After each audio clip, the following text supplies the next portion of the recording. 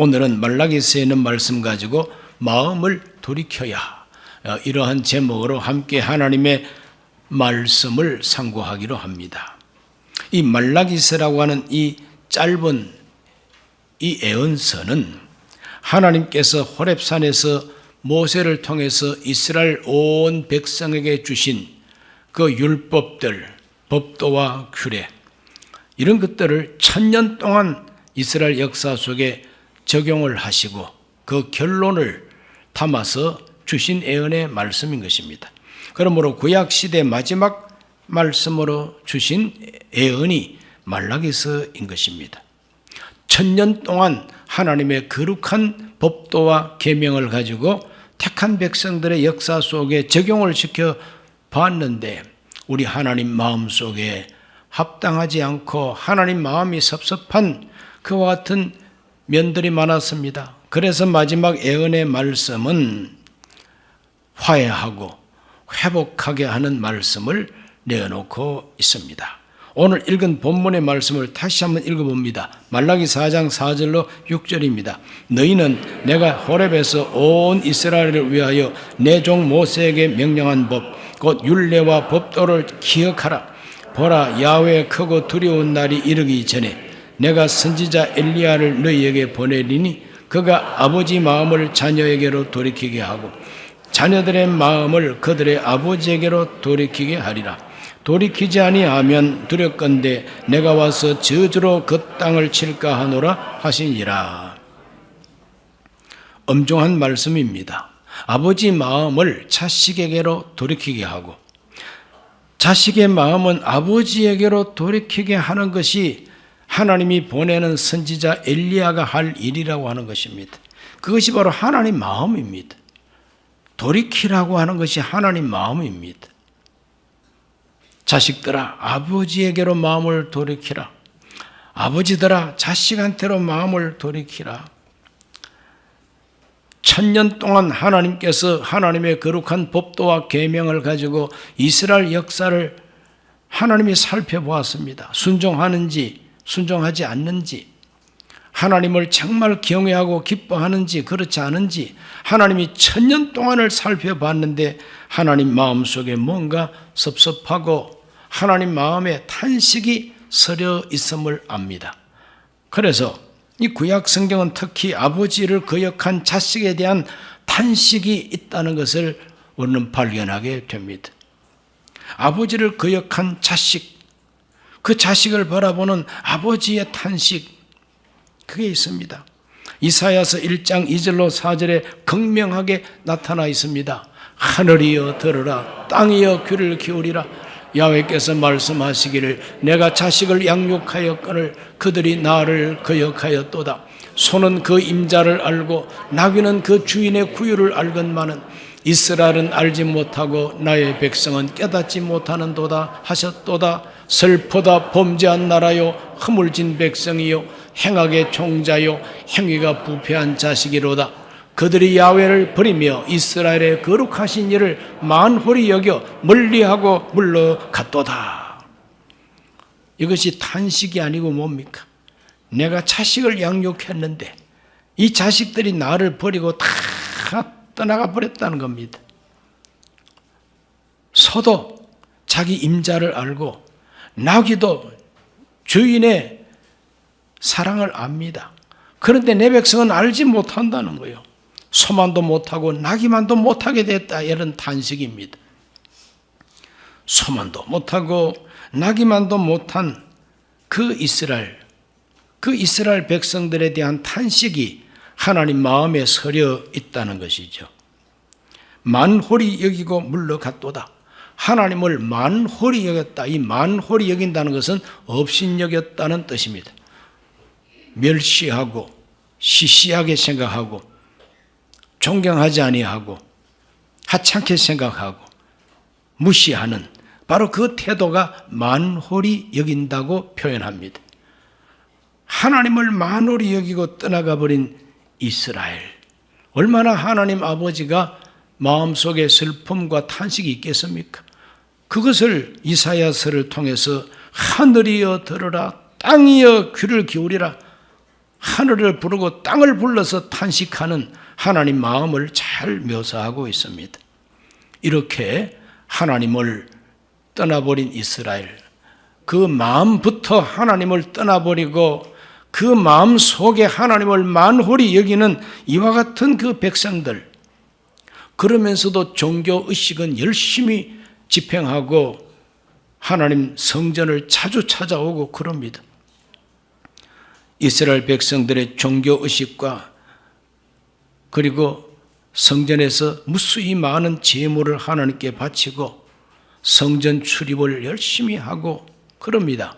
그러나 하나님은 그것을 기뻐하지도 아니하시고 받지도 않겠다고 말합니다. 이사야서 1장 11절로 13절입니다.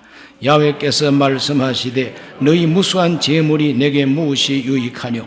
나는 수양의 번제와 살찐 짐승의 기름에 배불렀고 나는 수송아지나 어린 양이나 순염소의 피를 기뻐하지 아니하노라.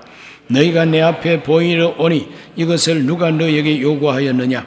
내 마당만 밟을 뿐이니라. 헛된 제물을 다시 가져오지 말라. 분향은 내가 가증히 여기는 바요 월삭과 안식일과 대회로 모이는 것도 그러하니 성회와 아울러 악을 행하는 것을 내가 견디지 못하겠노라 그랬습니다. 하나님은 받지 않겠다 그럽니다. 내 마당만 밟고 간다고 말씀하고 계십니다. 내가 견딜 수가 없다고 하나님이 말씀하고 있습니다. 이 모든 종교의식, 그 수많은 제물, 하나님이 받지 않겠다 그럽니다. 그런 상태는 어떤 상태냐? 신앙이 참된 신앙이 아니라 굳어져 버린 상태, 그걸 가리켜서 종교화라고 말합니다. 이 종교화라고 그러면 제도와 그리고 인간이 세운 어떤 규칙이나 여기에 매여 있다는 겁니다. 화석이라고 하는 걸 아십니다. 개구리나 도마뱀이나 물고기나 이런 것들이 땅 속에 오래 있다 보면은 그대로 뼈가 앙상하게 도장 찍듯이 찍혀가지고 있습니다. 그걸 화석이라고 그래요. 그 물고기 화석화된 물고기 생명이 없습니다. 모양만 남아있어요. 우리 신앙생활이 모양만 남아있고 무늬만 남아있고 생명이 없고 생명의 힘이 빠져버리면 의식화되고 종교화되고 형식화된 죽은 신앙 되어버리고 만다는. 우리 하나님은 그와 같은 상태를 기뻐하지 않는다는 겁니다. 하나님이 받지도 않겠다고 말합니다. 오늘 이 시대에 저와 여러분이 하나님을 아버지라고 부르고 예수님을 주님이라고 부르고 성령님이 함께 하신다고 믿고 보혜사로 의지합니다. 그러나 우리의 신앙도 역시 형식화될 가능성이 많습니다. 우리 마음이 하나님을 떠나면은 하나님 떠난 마음이 우리 신앙을 형식화시켜버리고 화석처럼 만들어버리고 만다는 겁니다. 그것을 하나님은 슬퍼하고 그것을 하나님은 탄식하신다는 것이 구약 성경의 결론입니다. 그래서 구약 성경 마지막 책 마지막에 돌이키라고, 마음을 돌이키라고 이렇게 말씀하고 계십니다. 돌이키지 않는 자식들은 어떻게 되는가 하는 그 운명도 하나님은 말씀하고 있습니다. 돌이키지 않는 자식들의 운명, 말라기 4장 6절을 읽어보면 그가 아버지 마음을 자녀에게로 돌이키게 하고 자녀들의 마음을 그들의 아버지에게로 돌이키게 하리라. 돌이키지 아니하면 두렵건대 내가 와서 저주로 그 땅을 칠까 하노라 그랬습니다.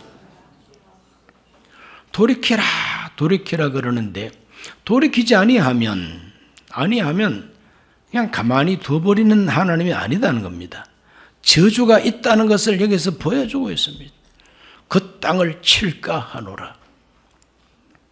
말라기 4장 5절 말씀에 보면은 보라 야훼의 크고 두려운 날이 이르기 전에 내가 선지자 엘리야를 너희에게 보낸다 그랬어요. 야훼의 크고 두려운 날, 크고 두려운 날을 대환란입니다. 크고 두려운 날 최후의 심판입니다. 하나님을 멀리 떠나고 하나님 마음에 탄식과 슬픔을 주는 인간들에 대하여 하나님은 모른 척 그냥 넘어가지 않는다는 겁니다. 크고 두려운 심판의 날이 다가오고 있다는 겁니다. 그러므로 끝까지 회개하지 아니하고 돌이키지 아니하면은 하나님이 그 땅을 치겠다고 말씀하고 계십니다. 돌이키지 않는 자식들의 운명은 멸망이요, 저주라, 죽음이라. 이것이 성경 도처에 계속 말씀하고 있는 하나님의 말씀입니다. 하나님은 이 말라기 마지막 부분에서 야훼의 말씀이니라 그러면서 내가 호렙산에서 모세를 통해서 준 율례와 법도를 기억하라 그랬습니다. 그 율례와 법도 속에 반드시 죽여야 하는 죄, 반드시 죽일 죄인이 있습니다. 그 반드시 죽일 죄인이 몇 가지가 있는데 그 가운데 오늘 어버이 주일을 맞이해서 우리가 꼭 알아야 할 죽일 죄가 불효막심한 죄인 것입니다. 출애굽기 21장 15절 말씀에 자기 아버지나 어머니를 치는 자는 반드시 죽일지니라 그랬어요. 용서받지 못하는 죄라 그랬어요. 용서받을 길도 없는 죄가 바로 부모를 치는 자입니다. 출애굽기 21장 17절을 읽어봅니다. 자기 아버지나 어머니를 저주하는 자는 반드시 죽일지니라. 반드시 죽일 죄인입니다. 그 어머니를 모욕하고 아버지를 모욕하는 자, 모독하는 자, 반드시 죽일 죄인이라. 이것이 호렙산에서 주신 하나님의 법도라는 것입니다. 잠언서 30장 17절 말씀 읽어봅니다. 아비를 조롱하며 엄히 순종하기를 싫어하는 자의 눈은 골짜기에 까마귀에게 쪼이고 독수리 새끼에게 먹히리라 그랬어요. 까마귀가 와서 쪼아 먹는다 그랬어요. 까마귀가 쪼아 먹으면서 뭐라고 말을 할까? 까마귀가 너는 나만도 못한 놈이다. 너는 나만도 못한 놈이다. 그러고 쪼아 먹는다는 겁니다. 그거는 하나의 우화입니다. 그 우화의 배경은 이렇습니다. 까마귀는 시커멓게 생겨서 볼품이 없고 까마귀는 그 노래 소리인지 비명인지 깍깍하는 그 소리가 별로 아름답지도 않습니다. 목소리도 아름답지 않는 새, 죽은 시체를 좋아하는 짐승의 시체나 사람의 시체나 시체 뜯어먹고 쪼아먹는 새가 까마귀. 그런데 그 까마귀는 자기 어미 새의 자리를 절대로 탐하지 아니하고 자기 어머니 새보다 위에 있는 가지에 앉지를 않는다는 거예요. 효심이 지극하다고 그렇게 보는 거예요. 질서를 지킨다는 겁니다. 그러니까 까마귀가 골짜기에서 쪼아 먹으면서 너는 나만도 못해. 너는 까마귀보다 못해 이놈아 하고 쪼아 먹는다는 겁니다. 반드시 죽여야 하는 죄, 용서받을 길이 없는 죄가 부모를 때리고 치고 모욕하고 저주하고 없인 여기는 이와 같은 죄라고 하는 것을 성경이 말해주고 있습니다. 성경 보면은 불효막심한 자식들이 잘된 이야기가 없습니다. 아버지를 모독한 그 노아의 아들 함의 후손이 저주를 받습니다. 엘리의 두 아들 홈니와 비느하스가 늙은 아버지 눈 어두운 것을 기회로 아버지 말을 순종하지 않습니다. 못된 짓 합니다. 그러다가 젊어서 전쟁터에서 두 사람이 한날 죽고 말았습니다. 다윗의 아들 압살롬은 아주 출중한 재능을 가진 아들이었지만 그가 아버지한테 구태타를 일으키고 아버지 죽이려고 군대를 보냈습니다. 그러다가 자기가 오히려 죽고 말았습니다. 저주받은 아들의 대명사가 압살롬입니다. 그래서 압자는 누를 압자요, 살자는 죽일 살자요, 놈자는 놈자입니다. 그렇게 해석 재밌게 합니다. 압살롬, 불효자는 압살롬. 예수님을 배반한 가룟 유다는 어떠합니까? 너는 차라리 태어나지 않았으면 좋을 뻔했느니라. 태어나지 않았으면 좋을 뻔한 저주받은 인간이 예수님을 배신한 가롯 유다. 이렇게 성경은 도처에서 불효막심하고 배신자는 가치 없는 인간으로, 저주받은 인간으로 전락하고 말았습니다. 그렇기 때문에 우리 하나님께서는 선지자 엘리야를 보내가지고 아버지 마음을 자식한테로, 자식의 마음은 아버지에게로 돌아오게, 돌이키게 하리라. 돌이키게 하리라. 왜 돌이켜야 됩니까? 저주가 있으니까 저주에서 돌이켜야죠. 심판이 있으니까 심판에서 구원받아야 되죠. 그것 때문에 하나님의 큰 환난과 심판의 날이 다가오기 때문에 그 날이 오기 전에 회개하라. 서둘러서 돌이켜라. 그걸 위해서 선지자 엘리야를 보내겠다 그랬어요. 예수님께서 바로 그 선지자 엘리야가 세례 요한이라고 가르쳐 주셨습니다. 마태복음 17장 11절과 12절입니다. 예수께서 대답하여 이르시되 엘리야가 과연 먼저 와서 모든 일을 회복하리라. 내가 너희에게 말하노니 엘리야가 이미 왔으되 사람들이 알지 못하고 임의로 대화하였도다. 인자도 이와 같이 그들에게 고난을 받으리라 하시니. 침례 요한을 두고 하는 말입니다. 이미 엘리야가 왔다는 거예요. 그 엘리야의 심정을 가지고 세례 요한이 백성들을 하나님께로 돌이키는 운동을 했다는 겁니다. 마가복음 1장 4절에서 5절을 읽어봅니다. 침례 요한이 광야에 이르러 죄 사함을 받게 하는 회개 침례를 전파하니 온 유대 지방과 예루살렘 사람이 다 나아가 자기 죄를 자복하고 요단강에서 그에게 침례를 받더라. 침례 요한의 사명은 하나님께서 말라기 선지자를 통해서 엘리야를 보내겠다고 한 그 말씀이 바로 임했다, 응했다는 겁니다. 그러므로 침례 요한이 와서 회개하라 선포하고 온 유다와 그리고 갈릴리 많은 사람들이 요단강으로 가서 자기 죄를 자복하고 요단강 물속에 푹 잠기는 침례를 받았다는 겁니다.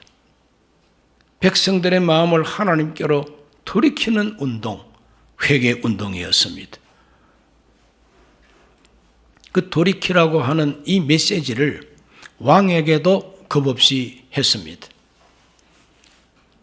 헤롯 안디바라고 하는 분봉왕이 대헤롯이 죽고 난 다음에 자기 아들 4명한테 이렇게 전국을 내쫓내가지고 하나씩 맡겨주었으니 분봉왕입니다.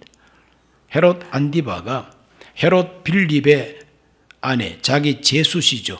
그 제수시가 이쁘니까 그걸 가로채가지고 살았다. 그러는 세례 요한이 그걸 보고 가만히 있을 수가 없습니다. 그거는 하나님 앞에 어렵지 못하고 옳지 못하다고 쳤습니다. 기분 나쁘다고 세례 요한의 목을 쳐버린 왕이 헤롯 안디바인 것입니다. 이렇게 자식의 마음을 아버지께로, 아버지의 마음을 자식에게로 돌이키는 회개 운동을 일으키는 선지자의 목을 날려버렸습니다. 그건 돌이키지 않는 사람이죠. 그 돌이키지 않는 그 사람은 저주를 받습니다. 오늘 우리들은 어떤가? 하나님의 크고 두려운 날이 다가오는데 지금 내 마음은 하나님께로 돌이켰는가? 이것을 우리는 생각하는 오늘 되시기를 주의 이름으로 축원합니다. 세 번째로 돌이킨 자식들의 행복에 대해서도 성경은 증언하고 있습니다. 돌이킨 자의 행복. 구약 성경은 돌이키게 하리라 하고 끝납니다. 그런데 신약 성경은 돌이키는 역사가 일어납니다. 돌이키는 자에게 주어지는 행복을 말하고 있는 책이 신약 성경이다 말이죠. 그래서 구약과 신약은 짝을 이루게 되는 겁니다.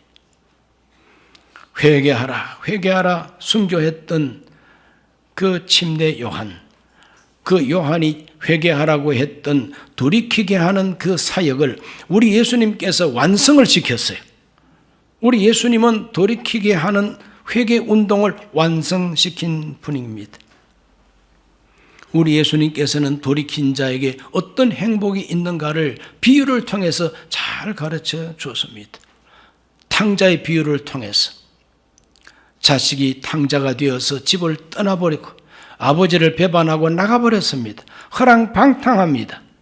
그러나 그 탕자가 마침내 깨닫고 돌이키는 이야기를 예수님께서 누가복음 15장에서 하셨습니다. 누가복음 15장 17절로 19절 말씀을 읽어보면 이에 스스로 돌이켜 이르되 내 아버지에게는 양식이 풍족한 품꾼이 얼마나 많은가.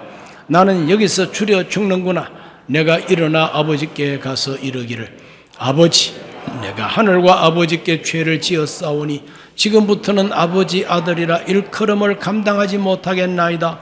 나를 품꾼의 하나로 보소서 하리라. 그러고 집으로 돌아갔다고 하는 이야기를 우리 예수님의 이야기입니다. 우리 예수님의 이야기입니다. 이 탕자가 허랑방탕하다가 어느 날 스스로 돌이켰다고 분명히 말씀하고 있습니다. 따랍다. 스스로 돌이켜. 스스로 돌이키는 바로 그 순간을 우리 하나님은 기다리고 계시는 것입니다. 이 탕자가 스스로 돌이켜서 나 집에 돌아갑니다. 나 아버지께로 이제 돌아갑니다. 하고 아버지께로 돌아왔다 그랬어요. 자식의 돌이킨 마음입니다. 아버지 앞에 스스로 돌이켜서 회개하고 아버지 집으로 돌아왔습니다. 그럴 때 아버지 마음은 어떠했느냐? 우리 예수님께서 그걸 잘 가르쳐주고 있습니다. 누가복음 15장 20절로 24절입니다. 아버지는 종들에게 이르되 제일 좋은 옷을 내어다가 입히고 손에 가락지를 끼우고 발에 신을 신기라. 그리고 살찐 송아지를 끌어다가 잡아라.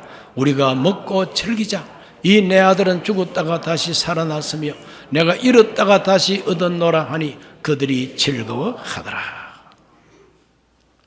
돌이킨 자의 행복, 그거는 아버지가 잔치를 열어주고 살찐 송아지를 잡아놓고 함께 먹고 즐거워하는 즐거움이 바로 돌아온 자식의 행복인 것입니다. 오늘 이와 같은 행복을 맛보게 되시기를 주의 이름으로 축원합니다.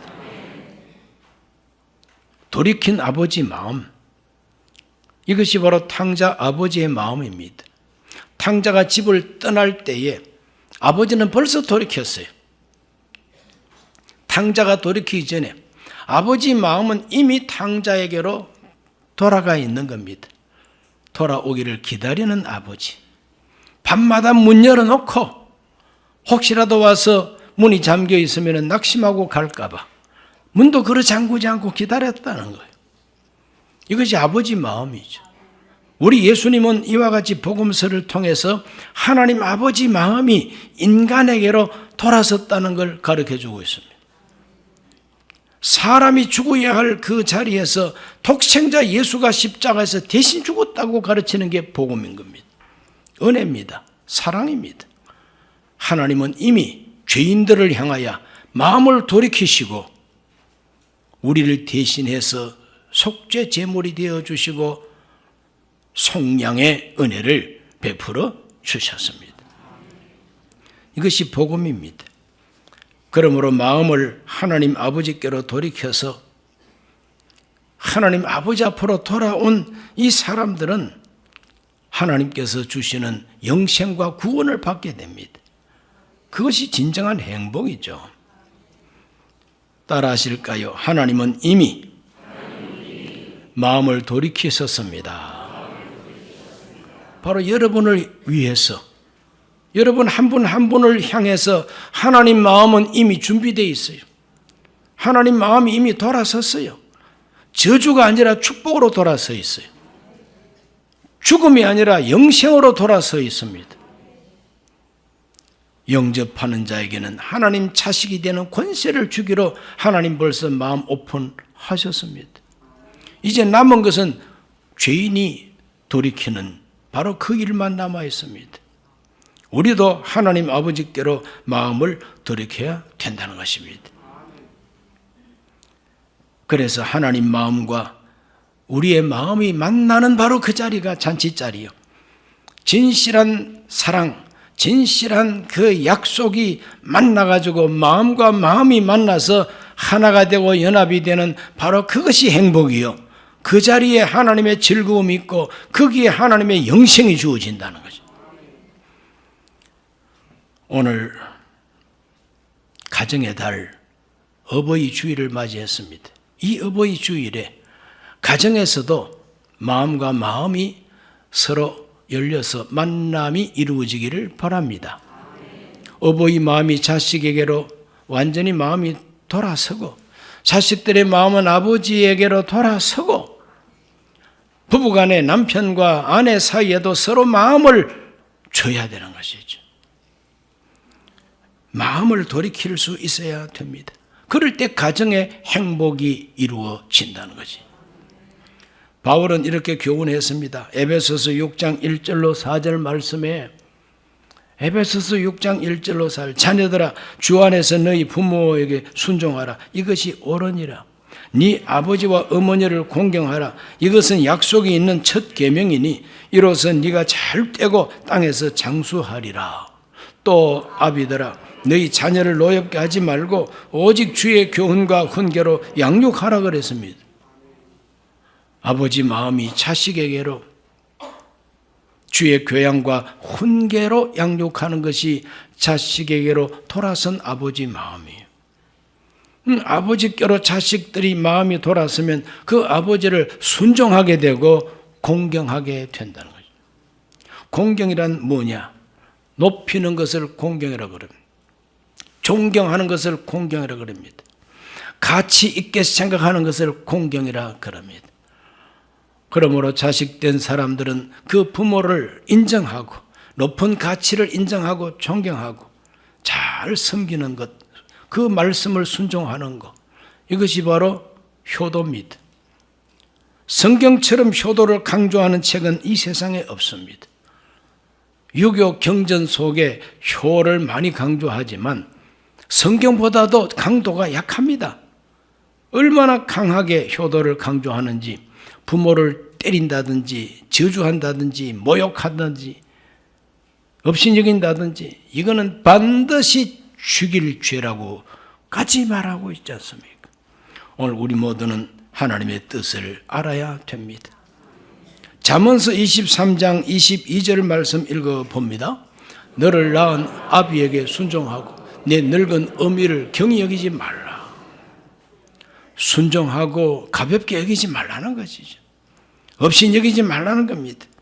23장 25절도 말합니다. 네 부모를 즐겁게 하며 너를 낳은 어미를 기쁘게 하라. 이것이 부모를 향해서 마음을 돌이킨 자식들의 태도인 것입니다. 오늘 이 어버이 주일 성도 여러분 모두가 기본적으로는 하나님을 향하여 마음을 돌이키시기를 바랍니다.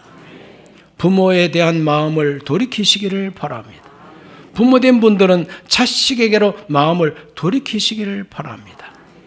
돌이킨 마음과 마음이 만난 거기에 행복한 가정이 성립이 되는 것이고 바로 그곳에 하나님은 복을 내려 주시는 것입니다. 장수의 복도 거기에 있는 것입니다. 오늘 우리 순복음 강북교회 모든 성도들 가정이 개인이 하나님 앞에 마음을 돌이키게 되시기를 주의 이름으로 축복합니다. 기도합니다. 하나님 아버지, 오늘 어버이 주일 하나님 앞에 나와서 우리 하나님이 보내는 선지자 엘리야를 통하여 아버지 마음은 자식에게로 자식의 마음은 아버지에게로 돌이키게 한다 했습니다. 그것을 완성하신 분이 우리 주 예수 그리스도이십니다. 우리는 예수 그리스도를 통하여 하나님 마음이 우리를 향하여 얼마나 돌이키셨는가를 압니다. 우리도 하나님 앞에 마음 돌이키게 하여 주셔서 경외하게 하여 주옵시고 순종하게 하여 주시고 가정마다 부모를 향하여 자식들의 마음이 돌아서게 하여 주옵시고 자식들을 향하여 부모 마음이 돌아서게 하여 주셔서 복된 가정 이루게 하옵소서. 예수님 이름으로 기도하옵나이다. 아멘. 잠시 고개 숙입니다.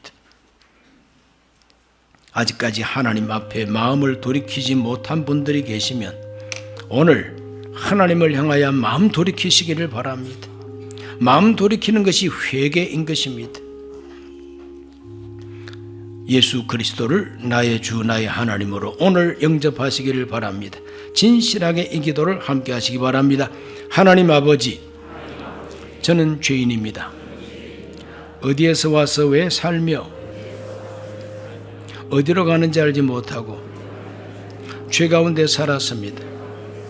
저의 죄를 위하여 십자가에서 죽으시고 부활하신 예수님을 제 구주로 모셔드립니다. 저는 하나님 자녀가 되었습니다. 지금부터 영원토록 주님과 함께 살겠습니다. 예수님 이름으로 기도드립니다. 아멘.